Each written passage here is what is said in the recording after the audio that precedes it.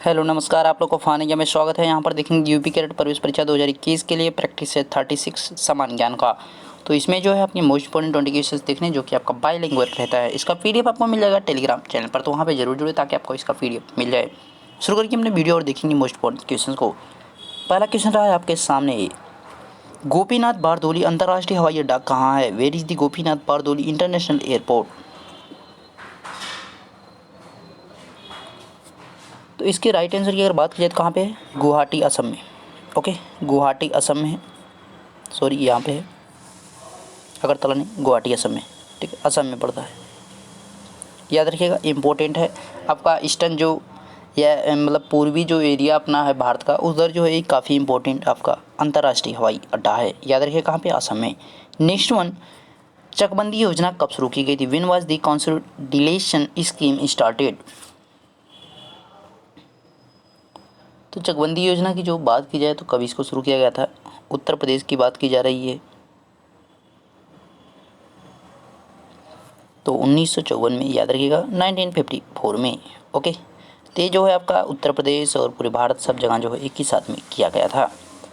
Next one, Uttar Pradesh के किस क्षेत्र में चलास नामक घास बहुतायत में पाई जाती है? In which region of Uttar Pradesh is the grass named चलास फाउंड इन द एबडेंस?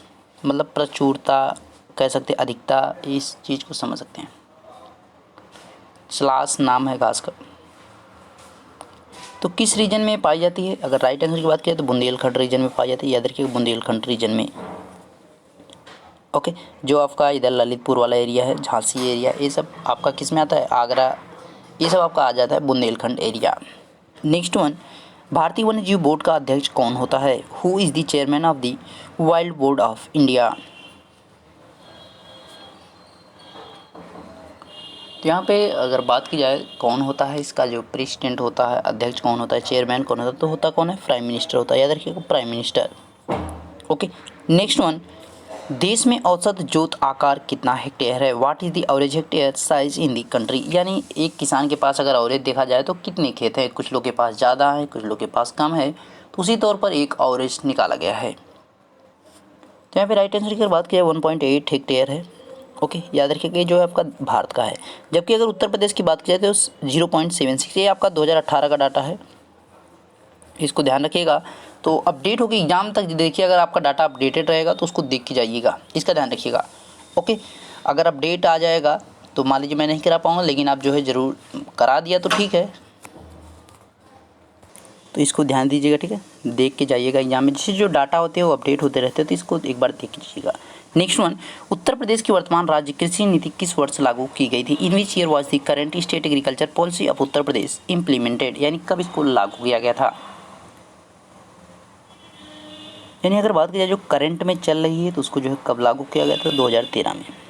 ओके, इससे पहले जो लागू की गई थी वो कब की गई थी? 2005 में। 2005 वाले को परिवर्तित किया गया 2013 में। अब नेक्स्ट आपकी देखिए कब चेंज होती है, तो जब चेंज होगी तो आपको अपडेट कर दिया जाएगा। Okay, next one, Uttar Pradesh के किस स्थान से बीरबल संबंधित थे? To which village in Uttar Pradesh did Birbal belong? तो उत्तर प्रदेश के किस स्थान से संबंधित थे बीरबल? बीरबल थे कौन? अकबर के दरबारी में थे। ओके, नवरत्न जो थे उनमें इनको रखा जाता था। यहाँ पे राइट आंसर की बात की तो कालपी से संबंधित है। याद रखिएगा जालौन कालपी।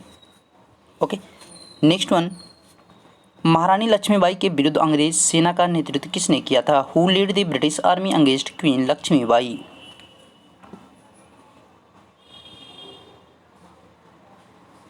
तो यहाँ पे अगर राइट आंसर की बात की जाए तो किसके द्वारा किया गया था? तो जनरल ह्यूरोज को द्वारा किया गया था। ओके, 1800 जो आपका 57 से 58 के मिड में हुआ था बैटल, उसकी बात यहाँ पे की जा रही है। ओके, नेक्स्ट वन, हॉकी के जादूगर मेजर ध्यानचंद का जन्म उत्तर प्रदेश के किस स्थान पर हुआ है? यानी किस स्थान से वो संबंधित है, इस प्रकार से भी क्वेश्चन आपसे पूछ सकता है। At which place in Uttar Pradesh is the hockey magician major Dhyanchand born? उनका जन्म कहाँ पर हुआ था?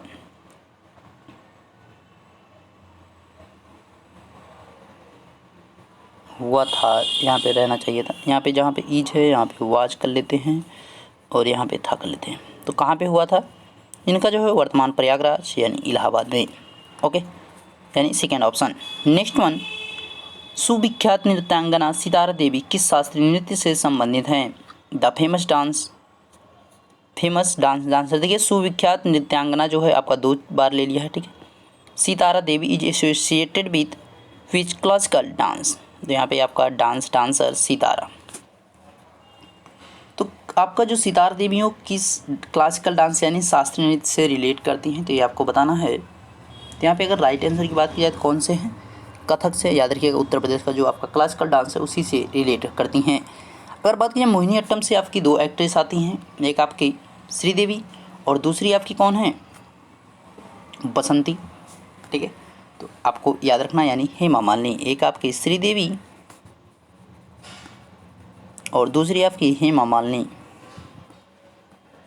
दोनों आपको याद रखना है। श्रीदेवी और हेमा मालिनी किससे संबंधित है? मोहिनीअट्टम से। मोहिनीअट्टम कहाँ का है? तो ये केरल से संबंधित है, याद रखिएगा। कथकली भी आपका कहाँ से? केरल से है। और भरतनाट्यम की बात की तमिलनाडु से। नेक्स्ट वन, भारतीय जीवन बीमा निगम का मुख्यालय कहाँ पे है? हेडक्वार्टर की बात की जा रही है, मुख्यालय।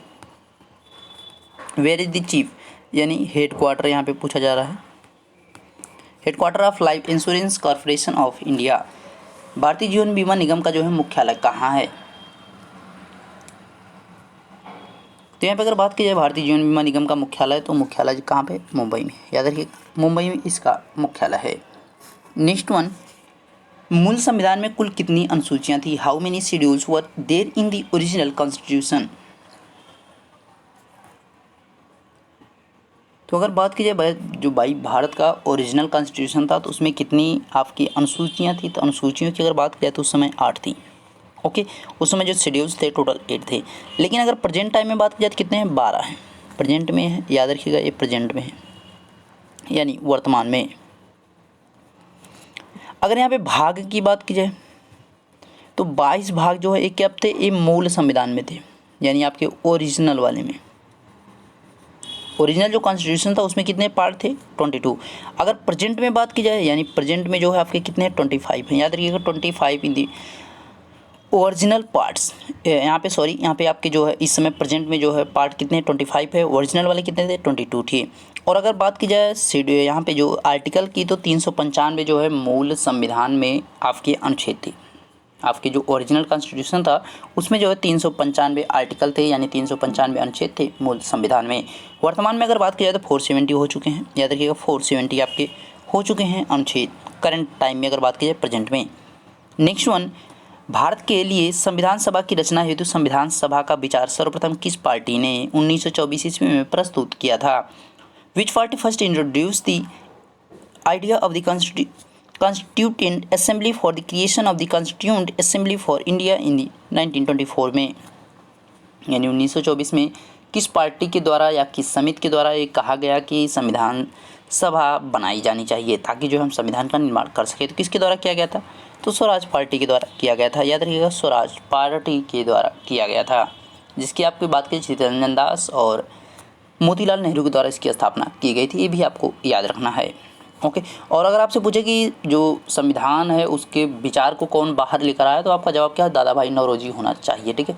तो संविधान की जो आवाज़ है उसको लेकर कौन बाहर आया, तो अगर ये पूछेगा आपसे तो यहाँ पे आपका हो जाएगा दादा भाई नौरोजी।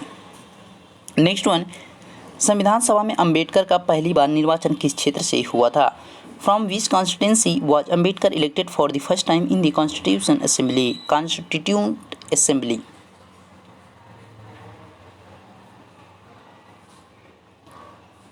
तो अगर संविधान सभा में बात की जाए अम्बेडकर का जो है सबसे पहले निर्वाचन कहाँ से हुआ था? तो बंगाल से हुआ था। लेकिन बंगाल आपका जैसे ही अलग हुआ तो क्या हो गया? इनका जो है ये आपका जिस क्षेत्र से वो जीते थे बंगाल आपका, वो कहाँ चला गया? बांग्लादेश में। तो इस वजह से इनको जो है फिर से निर्वाचित कहाँ से कराया गया? बम्बई से इनको कराया गया, ओके। दोबारा जो है कहाँ से किए? तो मुंबई से, यानी सेकेंड टाइम मुंबई से। फर्स्ट टाइम कहाँ था? बंगाल। नेक्स्ट वन, आपातकाल के दौरान अनुच्छेद 358 के तहत कौन सा अनुच्छेद या मूल अधिकार स्वतः ही निलंबित हो जाता है? Which article of fundamental rights is the automatically suspended under article 358 during the emergency? तो आपको अनुच्छेद 19 के तहत यानी आर्टिकल 19 के तहत यहाँ पे जो दिए गए हैं आपके 6, उसमें जैसे कि बोलने की अभिव्यक्ति यानी बोलने की जो फ्रीडम होती है यानी स्पीक की आपकी जो फ्रीडम होती है प्रेस की जो फ्रीडम होती है यानी प्रेस की स्वतंत्रता होती है, ये सब चीज़ों के जो बारे में बात की गई है सब आपका स्वतः ही निलंबित हो जाता है, यानी अपने आप ही क्या होता है, सस्पेंडेड हो जाता है जैसे ही इमरजेंसी लगाई जाती है। ओके, लेकिन आपका किसी भी कंडीशन में आपका कौन सा अनुच्छेद 20 आपका नहीं सस्पेंड होता है, याद रखिएगा। अनुच्छेद 21 भी आपका राष्ट्रपति उसको कर सकता है, लेकिन 20 के लिए आपका उसका कोई प्रावधान अभी तक नहीं देखने को मिला है। ओके, नेक्स्ट वन, आँख का रंग से तात्पर्य किसके रंग से है? What colour does I colour mean? आँख का रंग से तात्पर्य किसके आँख रंग से है? तो यहाँ पे आँख का कि मतलब जैसे नहीं कहते कि नीली आँख है, काली आँख है, जो भी रहता है, तो ये सब बात अगर किया जाता है उनके मतलब उनकी आँख का रंग नीला है, तो ये सब कैसे किया, किसके आधार पर किया जाता है, किसको कहा जाता है? तो किसकी बात की जाती है? आइरिस की बात की, याद रखिएगा, आइरिस को ही कहा जाता है आँख का रंग। ठीक है, आँख के रंग से मतलब आँख का जो भी रंग होगा नीला होगा, तो किसका है? आइरिस का रंग नीला है, इस वजह से हम आँख को नीली कह रहे हैं। नेक्स्ट वन 17, अंतर्राष्ट्रीय कृषि विकास कोष का मुख्यालय कहाँ है? Where is the headquarter of international agriculture development fund? तो अंतर्राष्ट्रीय कृषि विकास कोष का जो है हेडक्वार्टर कहाँ पे है? अगर राइट आंसर की बात की जाए तो रोम में है, याद रखिएगा, रोम इटली में। ओके, इटली में इसका हेडक्वार्टर है, इंपॉर्टेंट है, याद रखिएगा। नेक्स्ट वन, कुल महाद्वीपों की संख्या कितनी है? What is the total number of continents?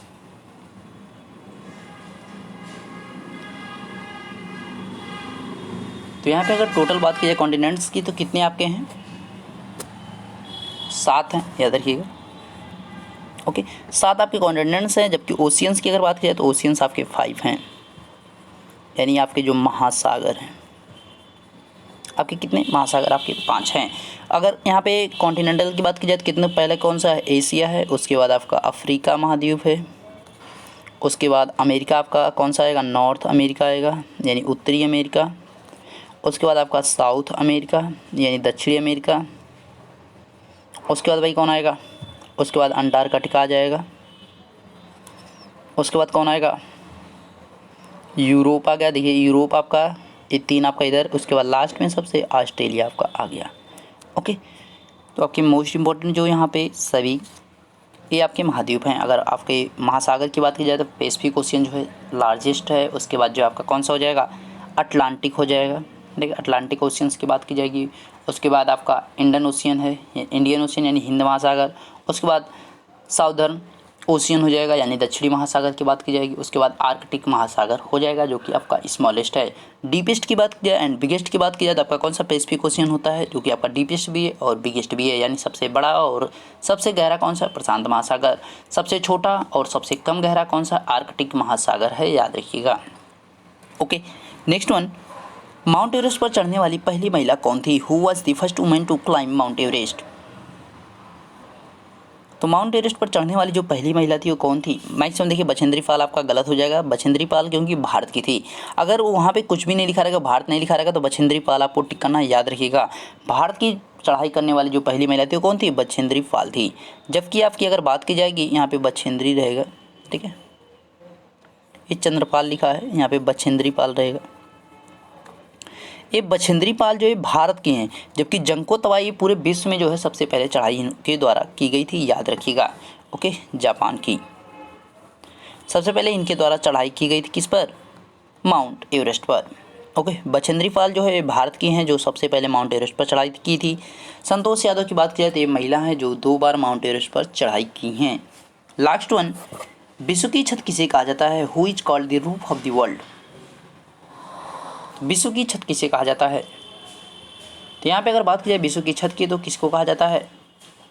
प्लेटू of Tibet को कहा जाता है, याद रखिएगा, तिब्बत के पठार को यहाँ पे विश्व की छत कहा जाता है। ओके, तो आपके मोस्ट इंपॉर्टेंट जितने भी क्वेश्चन थे 20 सभी आपके कंप्लीट हो चुके हैं। किसी क्वेश्चन में कोई डाउट होता है तो उसको जो है कमेंट करके बताइएगा। वीडियो अच्छा लगा तो लाइक जरूर कीजिएगा और इसको ज़्यादा से ज़्यादा शेयर कीजिए। इसका आंसर सहित आपको PDF मिल जाएगा टेलीग्राम चैनल पर। एक दिन आपको लेट थोड़ा सा मिलेगा उसका PDF आंसर सहित। ओके, मिलेंगे नेक्स्ट वीडियो में, तब तक देखते रहिए फन सर। Thank you.